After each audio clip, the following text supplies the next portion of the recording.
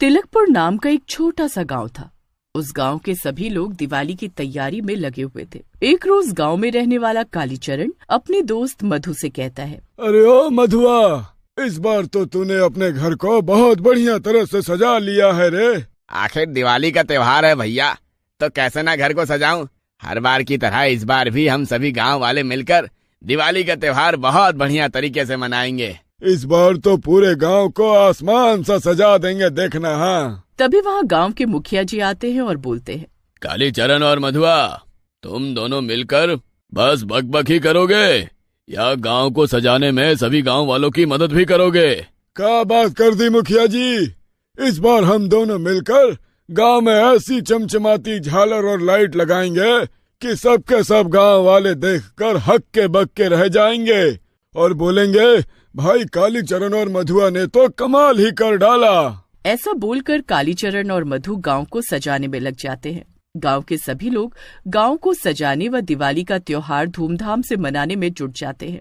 एक रात की बात है, जब गांव के सभी लोग नींद में थे कि तभी गांव में एक छोटा भूतिया बच्चा अपनी चुड़ैल माँ के साथ आता है और गांव को सजा धजा देख अपनी चुड़ैल माँ से कहता है, माँ जरा देखो तो ये गांव कितना सुंदर सजा हुआ है। हमारे गांव में तो हर समय अंधेरा छाया रहता है। हम अपनी भूतिया नगरी को इन गांव वालों की तरह क्यों नहीं सजाते?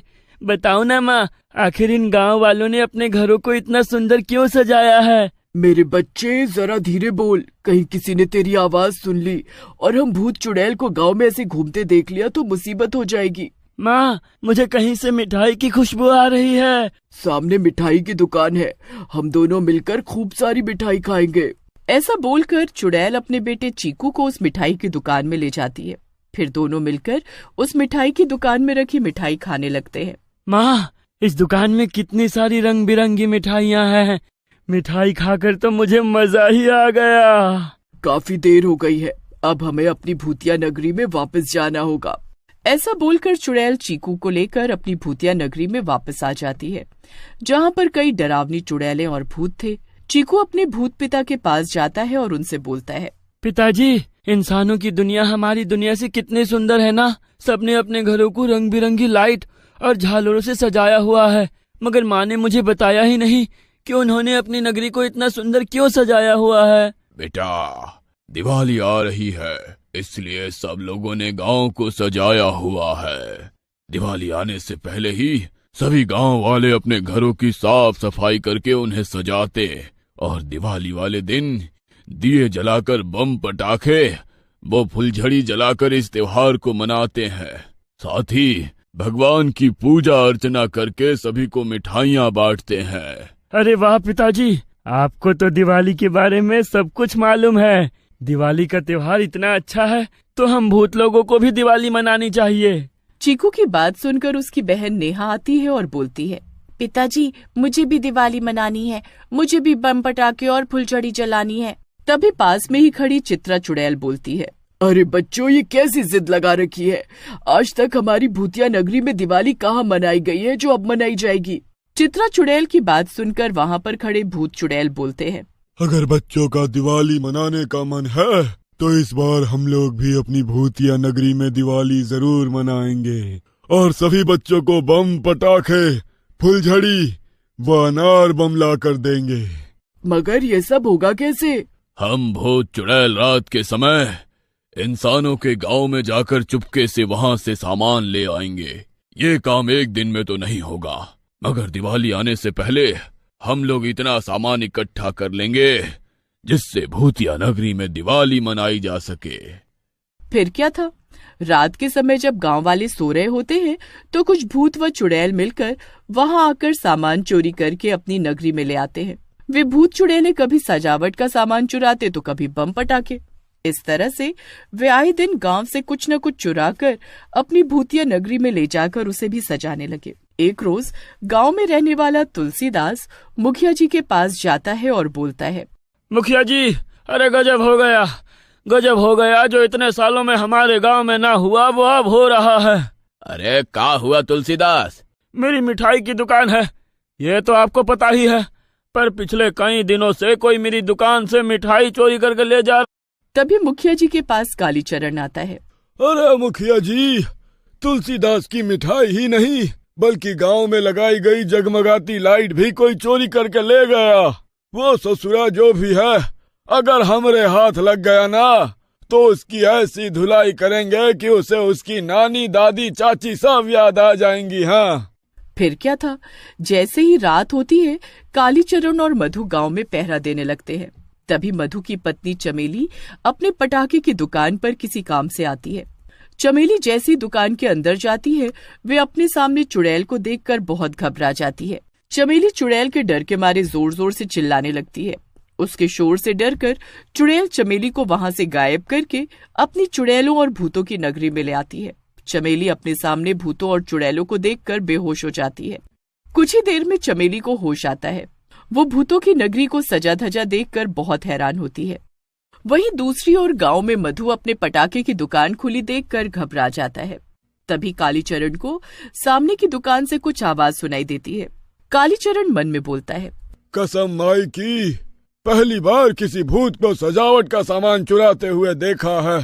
कुछ ही देर में गांव से सभी भूत चुड़ैल सामान चुराकर वहां से गायब हो जाते हैं। सुबह होते ही कालीचरण पूरे गांव के लोगों को इकट्ठा करके बोलता है, गांव में जो भी चोरी हो रही है उन सभी के पीछे किसी इंसान का हाथ नहीं बल्कि भूतों और चुड़ैलों का हाथ है।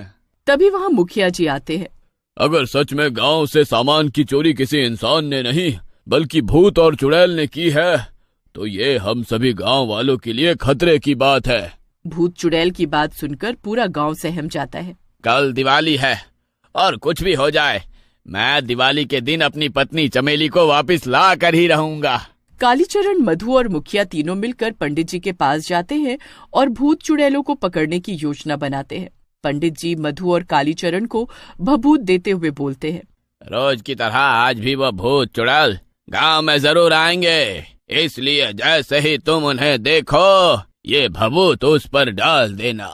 पंडित जी के कहने पर वे तीनों रात को गांव में भूतों और चुड़ैलों के आने का इंतजार करने लगते हैं कि तभी मधु को एक चुड़ैल मिठाई ले जाती हुई दिखाई देती है। मधु बिना देरी किए उस चुड़ैल के ऊपर भभूत डाल देता है। चुड़ैल के ऊपर जैसे ही भभूत लगती है वो जोर जोर से चिल्लाने लगती है। चुड़ैल की आवाज सुनकर मुखिया और कालीचरण भी वहां पर आ जाते हैं। चुड़ैल जी, हमने आपका क्या बिगाड़ा है जो आप हमारे गांव वालों के साथ ऐसा कर रही हो? हमारे गांव से चोरी के साथ साथ गांव की बहू को भी चुरा कर ले गई। आखिरकार आप ऐसा क्यों कर रही हो? चुड़ैल भस्म होने के डर से सब सच बता देती है। क्या सच में तुम अपनी नगरी में दिवाली का त्योहार मनाना चाहती हो? इसलिए तुम हमारे गांव से ये सब मिठाई, बम, पटाखे, सब सजावट का सामान चुरा कर ले जा रही हो? मुझे तो अभी भी अपने कानों पर यकीन नहीं होता। तुम्हारी पत्नी बहुत ही अच्छी है, पर किसी वजह से हमें उसे अपनी नगरी ले जाना पड़ा। अगर तुम मुझे छोड़ देते हो तो मैं तुमसे वादा करती हूँ कि मैं चमेली को छोड़ दूंगी और तुम्हारे यहाँ से चुराया हुआ सब सामान भी लौटा दूंगी। अरे, दिवाली का त्योहार तो खुशियों का त्योहार है, फिर वो इंसान मनाए या अपनी नगरी में भूत चुड़ैल, सभी को हंसी खुशी दिवाली मनाने का हक है। इसीलिए चुड़ैल बहन, हम तुम्हें आजाद करते हैं। आपने मुझ पर भरोसा करके बहुत उपकार किया है। मैं अभी अपनी जादुई शक्ति से चमेली को यहाँ पर लाती हूँ। फिर चुड़ैल अपनी जादुई शक्ति से चमेली को उसके गांव में वापस ले आती है। चुड़ैल बहन, आपने हमारे गांव से जो भी सामान चुराया है हमें वो नहीं चाहिए। बस आपसे इतनी विनती है कि आप हमारे गांव वालों को कभी कोई नुकसान ना पहुंचाना और हमें भी दिवाली का त्योहार हंसी खुशी मनाने देना। मुखिया की बात सुनकर वहाँ कई भूत चुड़ैल आकर खड़े हो जाते हैं। सभी भूत चुड़ैल मुखिया जी, कालीचरण व मधु को धन्यवाद करते हैं और वहां से गायब होकर अपनी भूतिया नगरी में आ जाते हैं। सभी भूत चुड़ैल व भूतिया बच्चे मिलकर अपनी नगरी में खूब सारे बम पटाखे जलाकर दिवाली का त्योहार मनाते हैं। चीकू अपनी चुड़ैल माँ से कहता है, माँ, आज हमारी भूतिया नगरी भी कैसे जगमगा रही है। पहली बार मैंने अपनी नगरी को ऐसे जगमगाते हुए देखा है। सच में बेटा, ये सब तेरी वजह से ही हो पाया है।